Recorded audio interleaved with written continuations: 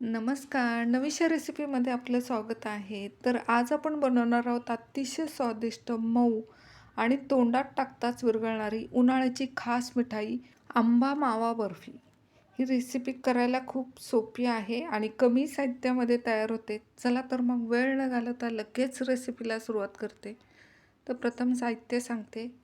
तर मी 2 आंब्याचा पल काढून घेतलेला आहे. आंब्याला रेषा नसाव्यात तसा आंबा निवडायचा आहे. पण पल काढल्यावर मिक्सरमध्ये फिरवताना मी त्याच्यामध्ये थोडंसुद्धा पाण्याचा वापर केलेला नाही आहे. एवढा मऊसूत फिरून घेतला आहे. तर आपले एक मोठी वाटी भरून आंब्याचा पल आहे. तर अर्धी वाटी बारीक रवा घेतलेला आहे आणि ज्या वाटीने आपण आंब्याचा पल घेतला आहे त्याच वाटीने साखर घेतलेली आहे आणि 200 ग्रॅम मी खवा घेतलेला आहे. रेसिपी सुरुवात करतो. तर पॅनमध्ये तूप टाकलेलं आहे. प्रथम आपण रवा भाजून घेतोय.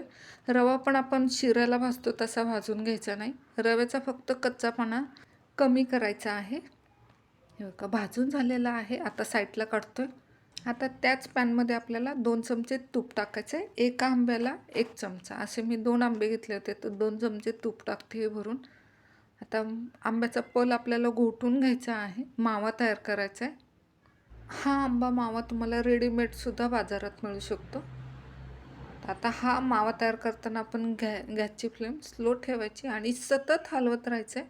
आता त्याच्यामध्ये साखर टाकतो आहे अर्धी वाटी. आपण जी एक मोठी वाटी भरून घेतलेली आहे त्याच्यातलीच अर्धी वाटी घेतलेली आहे. तसं म्हटलं तर आंबा बर्फी ही खूप गोड असते बाहेरची मिठाईवाल्यांकडं. तर आपण घरामध्ये करतो त्यामध्ये साखरेचं प्रमाण जरा कमीच वापरणार आहोत.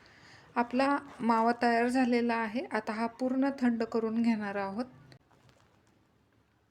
आता दुसरं पॅन ठेवलेलं आहे. त्याच्यामध्ये खवा भाजून घ्यायचा आहे.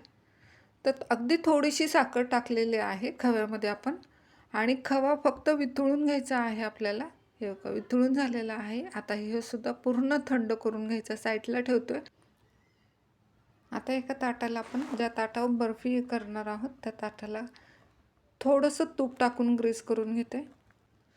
आता आपण पाक तयार करणार आहोत. ते दोन्ही वस्तू आपले थंड होतात तोपर्यंत. तर अर्धी वाटी साखर घेतलेली आहे. तर साखर बुडेल एवढंच पाणी ओतायचं आहे त्याच्यामध्ये आणि एक तारी पाक तयार करून घ्यायचा आहे आपल्याला. सतत हलवत राहायचं आहे. हे बघा पाक पण तयार झालेला आहे. आता ह्या पाकीमध्ये आपण आंब्याचा पल टाकतोय.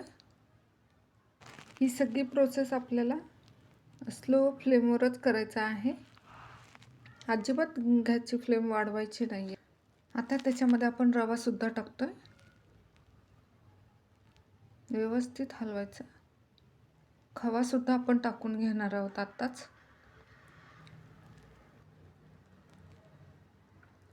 आता हे तिन्ही वस्तू एकजीव करून घ्यायचे.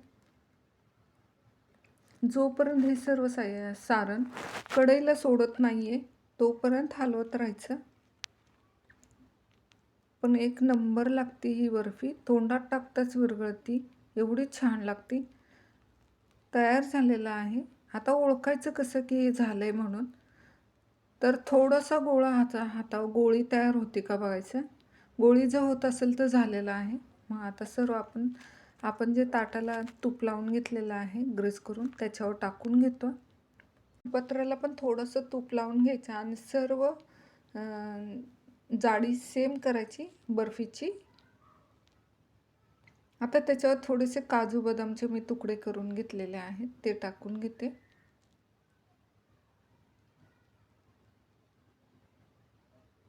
आता ह्याला पूर्ण थंड करून घ्यायचं.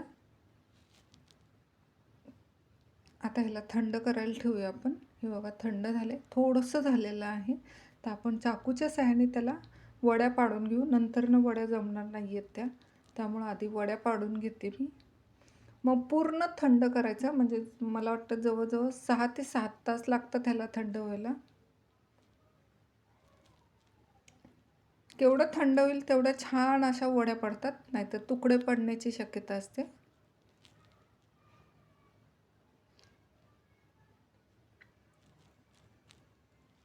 तुम्हाला कुठल्या आकाराच्या वड्या करायच्या आहेत त्या आकाराच्या वड्याचा आकार देऊ शकता तुम्ही.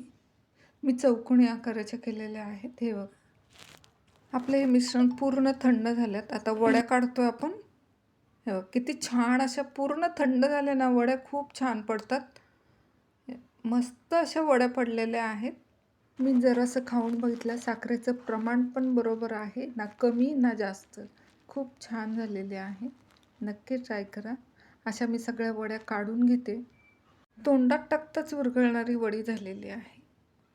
तयार झालेली आहे स्वादिष्ट आंबा बर्फी. तुम्ही ही रेसिपी नक्की करून बघा आणि कशी वाटली ते कमेंटमध्ये नक्की सांगा. व्हिडिओ आवडला असेल तर लाईक, शेअर करा आणि अशा नवीन आणि चविष्ट रेसिपीसाठी आपल्या चॅनलला सबस्क्राईब करायला विसरू नका. धन्यवाद. परत भेटूया अशाच चविष्ट रेसिपीसोबत. तोपर्यंत तुम्हा सर्वांना बाय बाय.